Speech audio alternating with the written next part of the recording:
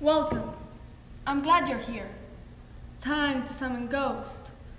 Time to make some sense. I'm here. I got myself here. Paris. I'm here in Père Lachaise cemetery, paying homage to great people. I noticed a girl walking in my direction. This young girl, more like a woman, still with the presence of a girl. She smiles at me.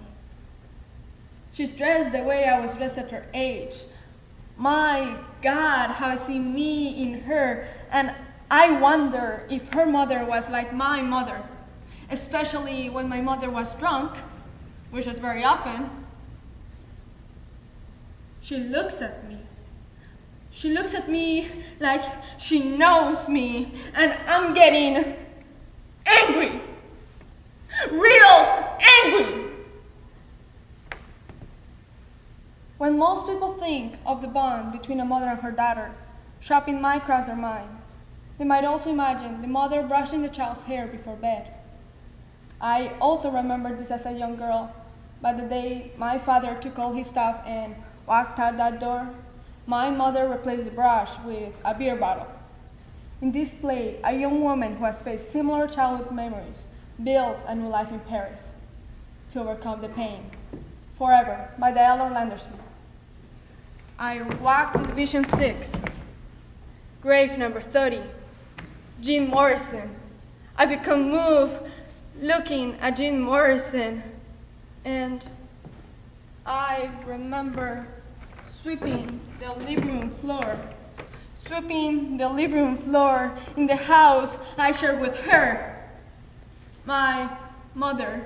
This house with booze stains and cigarette holes. I'm cleaning this living room floor for my mother and her friends and her weekly Saturday night drunk.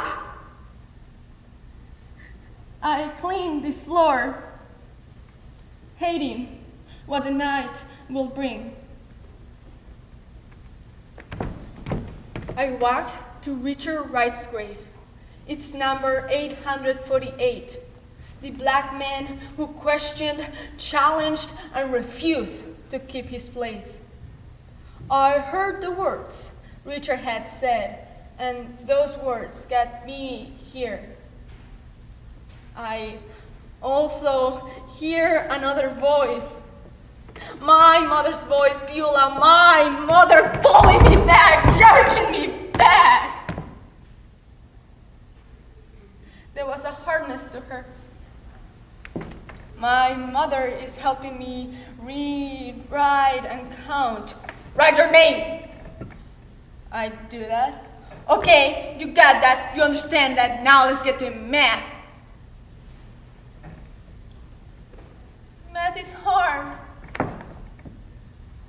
She slaps my face from side to side. She punches my arms and pulls my hair. Learn this. You're gonna learn this, you stupid niñita. Mommy, stop hitting me. Please stop. I can't believe I can still feel her slap.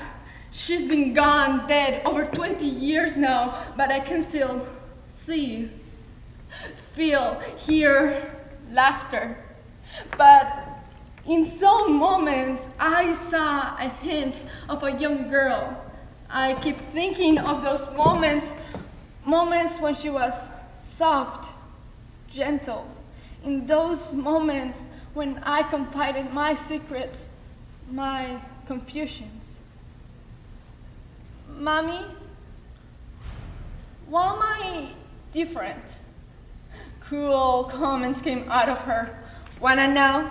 You really wanna know why? You're fat, hateful, disgusting. Then she'll change her face and I'll scream.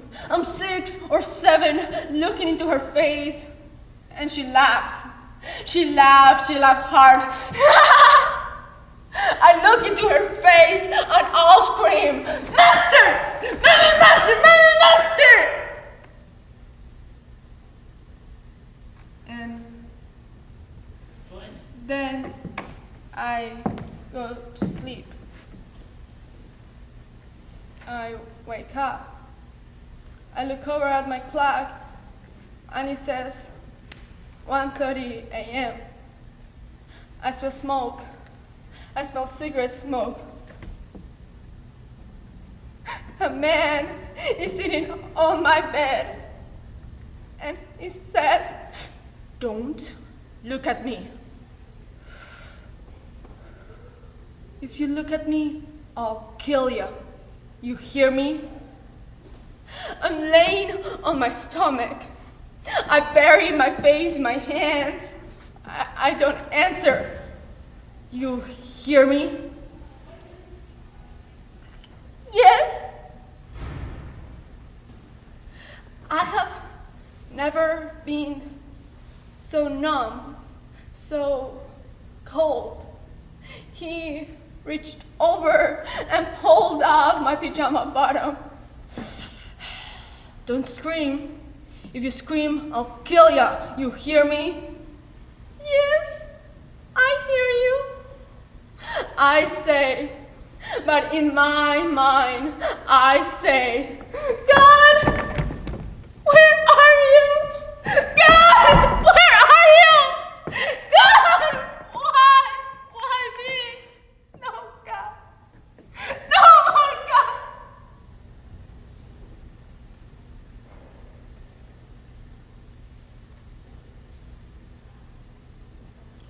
Even though I know he, the rapist, is gone, he may come back and crawl in.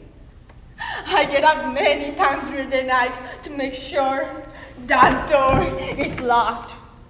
In the other side of the apartment, I hear my mother crying, wailing, screaming. I hear her bumping into furniture. I smell her cigarette burning. I smell the scotch. The rape, my rape gives her an excuse to drink even more. I needed to get out, to get away from her, my mother. She convinced herself that it was a man from the neighborhood, when I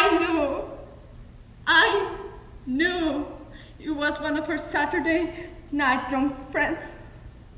I needed to get away from all of this.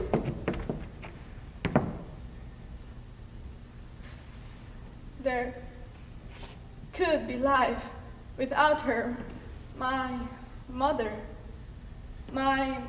dies May 18, 1989 at 7:30 a.m. I was the last person to see her alive, and I left the hospital at 7. I looked into her face. I touched her face. I wonder if there's a part of you that can see me now. Can you see me now? Can you see my fear? Why did you slap me? Why did you hit me? Why did you lie? You bitch!